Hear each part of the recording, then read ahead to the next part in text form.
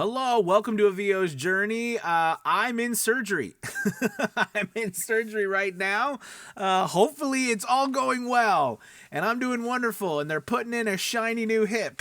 But I wanted to make sure that I pre-recorded some videos for everybody so that you'd have some content. You can't get away from me that easy. Uh, and so today we're going to be discussing the transition from going working full time to going full time in voiceover. That was my single biggest thing I wanted to do when I started. Now, I worked with a lot of voice actors, and not everybody wants to, become a full-time voice actor. Some people are retiring. Some people want just to do a side gig. Some people want some extra income to go play golf. Whatever your goal is, all right, this will help you. But for me, when I started, and I started making money, the dream just was sparked, and I wanted to go full-time. So I want to discuss today briefly, because I don't want to keep you too long. I gotta get back to my surgery. It's so weird. Just talking about it. But anyways, I remember what I was going through in my mind and what I did to go full time, and I want to kind of share that with you from a standpoint of thinking about how to go about it. Okay, so first off, the thing about full time is that when, like, maybe you're at that place where you're just beginning, or maybe you're at that place where you're thinking about, okay, when is the time for me to take the leap? I'm making, this amount of money. What do I do? What do I think about? So let me tell you just what my thoughts were. So I remember becoming so busy that I was falling asleep at work, and I never did that, but towards the end, before I left my job, it was bad because I was up all night. I had 6 to 8 books going at one time, voiceover work, all kinds of stuff going on. And, I had to get it done. So I was doing that full time at night while doing the full time job. And it was just exhausting, and I couldn't do it anymore. I had been not sleeping very much for 2 years at that point, 2.5 years. So I looked at my finances and I said, okay, I make this much money as a teacher. And in my mind, I thought, okay, well, first you think, well, you just got to replace your salary. So that's what I thought at first. But then I thought, okay, well, the thing as a teacher is unless I do something horrifically bad or the world ends, a lot of times, as a teacher, you're not going to lose your job. Okay, so I had to think of what was the likelihood that my salary would go down as a voice actor or go up. Now, I had been doing it for a couple years at that point, and I already knew there was a cyclical nature to voiceover and making money. So I told myself, okay, I need to feel comfortable. I need to feel like I can lose 50% of my income a month and still be okay. Right? Then on top of that, I looked at it and say, okay, what I bring home from being a teacher at the time, because I was teaching, that's what I see in my paycheck is not actually what I bring home, right? It's what because I was filing zero, and that, so like the government would just take out all the money. So I didn't see any of that money, right? So what I actually made in my paycheck was not what I actually was making, right, before taxes. So I needed to take in consideration then what I was actually making with taxes so that I could, determine what I needed to make. Then I needed to understand that as a sole proprietor, and then I incorporated to be an LLC single member, that I was going to need to realize that the government was probably going to take 35% of what I made. Okay, plus the local tax, depending on where you live. I live in Virginia, so we're taxed in Virginia at the state level, and income tax, so you have all these taxes. So I had to take that in consideration. So then I looked at all that money, and I'm like, man, I got to make a whole lot more money, like double and triple. I felt like I needed to make almost triple what I was making as a teacher in order to leave my job. Now, this was me, to feel comfortable. Do you know what I mean? To feel comfortable. Now, I made a big mistake early on, and that was as money started coming in for my voiceover business, instead of me setting it aside, right, in like a bank account and not using it for my life, I did that. It just kind of became, it went into the pot for our family. So it was almost like I had unwillingly or unknowingly really added to how much money we were spending a month. Do you know what I'm saying? Instead of keeping that separate. So I think that made me make a lot more decisions too about how I was going to deal with the finances and so forth, right? So anyways, that's why I made the decision. I needed to find a way to make at least almost 3 times what I was making as a teacher. Now that wasn't hard, and no, it is hard, but it wasn't a ton of money because I was a teacher and I wasn't making that much.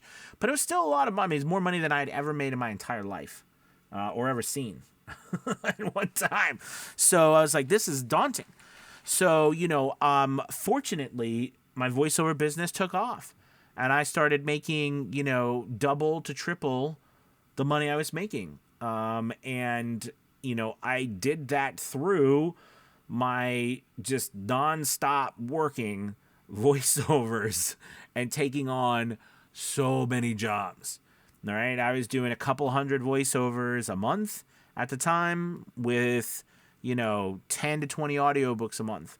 Just a lot of work, and people do ask me now occasionally too how I go fast with things, like how long does it take me to do stuff, and I was like, it just takes me a few minutes. The reason why is because I had to train myself to go as fast as possibly can and produce a real quality product. That's another thing that, just on a side note, to do. You got to really focus your efforts on being fast, being efficient, high quality work, but it doesn't take you a long time, so that you can do a lot of work. You could turn over a lot of work.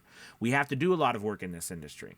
Do you know what I mean? We've got to produce a lot of content, and content in the form of demos, samples, auditions, voiceover work, etc., files, right? So that's a really important aspect of all of this, is that speed. But anyways, so I took that in consideration. Now, I was fortunate in a lot of ways too, because my wife was still working at the time as a teacher, or she was an administrator in education. So we had our insurance through her.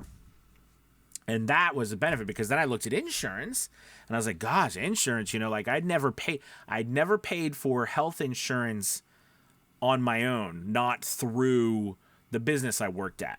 Does that make sense? Or through the school system, or through, we'd always been, my wife and I had, at least one of us had always been in the school system. So we always had insurance through the school, so we never had to pay for that stuff. So fortunately, I didn't have to look at that. However, later on, when I had brought my wife home from work, we had to do that. I had to pay insurance for, on my own without paying it. We've always paid for insurance, but you know what I'm saying. You get the collective bargaining when you go through a larger business, an educational system. You get a lot lower rates, which is stupid. On a side note, just I've been saucy in my last videos, but yeah, isn't that silly? It should be like that way for everybody, because if you're doing it by yourself, clearly you need more help. Anyways, so the point I'm trying to make is that I fortunately didn't have to deal with that. Okay, so that was a benefit, but the taxes thing was a huge change, and never in my life had I been responsible for every single month really paying taxes. Now, I did own a cafe for a short period of time, and that was rough. Those people they would literally come, if you were a day late every month on your taxes, they would literally come to your restaurant during the day and threaten to shut you down if you didn't pay your taxes. I'm not kidding. I've learned being a business owner that you don't ever see that side when you're an employee. Do you know what I mean? You know what I mean? Because it just automatically is taken out. But when you're a business owner, man, the tax people are vicious. I know they're doing their job, but still, it's tough. So anyways, that was a part of this whole journey. And, I fortunately got to that point where I was making double, triple what I was making as a teacher, and I felt confident enough to leave, and I did.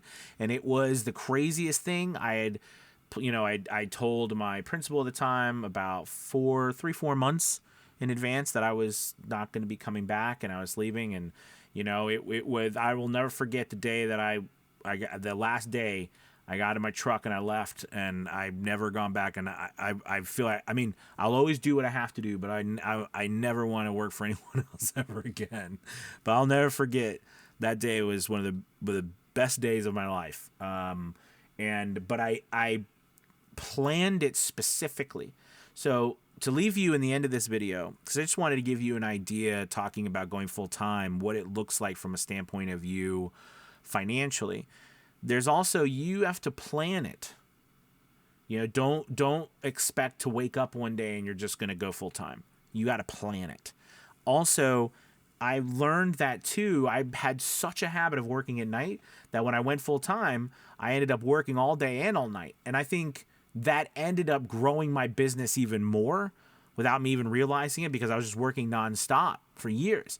And it's funny, even now, I still do, like this morning I was up till 4 a.m. working on Academy Voices, just coding and different stuff. I mean, there's, it becomes, it's a love. You love it. It becomes a hobby, hopefully, and hopefully that's what I love about this business, is that you love it enough to where it is a hobby and it pays you enough money. It doesn't pay you like a hobby, it pays you like a real business. But I that whole schedule changed. Now, here's a little interesting tip. It changed too because I started making more money during the day, because I was awake. But I was there during business hours instead of working late at night. So there was more revenue started coming in. So that was another interesting side byproduct of it. So anyways, with all that being said, I hope that gives you kind of idea, at least in my mindset, of how I looked at the money aspect and how I decided to go full time and what went on my mind. You don't have to do that, of course. That's just how I looked at it, because I wanted to make sure if something happened, there was enough money coming in. Okay. But you got to take in consideration all of the costs that are picked up. And don't forget, when you work for an employer, they pick up half of, right, Medicare. They pick up half of self-employment tax, or unemployment tax. Excuse me. They pick up half of all of these taxes, right? So you end up paying only 7.5% instead of the full 15% of some of these taxes. For us, as individual business owners, we have to pay the full. We're double taxed. Okay, so you just have to take that in consideration when you're doing this. All right, but I look at it as the price of freedom. That's what I look at it in my mind. All right, guys, thank you so much for watching. It is our St. Patrick's Day special, okay? So please make sure you check out Avio's Journey Elite Academy. Try us out, only $24 for this first month to give the Academy a shot, as well as 30% off all of our courses. And, with Academy Voices Entertainment as well, and we have all the opportunities going on with getting voiceover work, not just learning how to grow your voiceover business. It's just a wonderful opportunity to join, okay? Thank you guys so much for watching. Have a wonderful day. Talk to you soon. Bye-bye.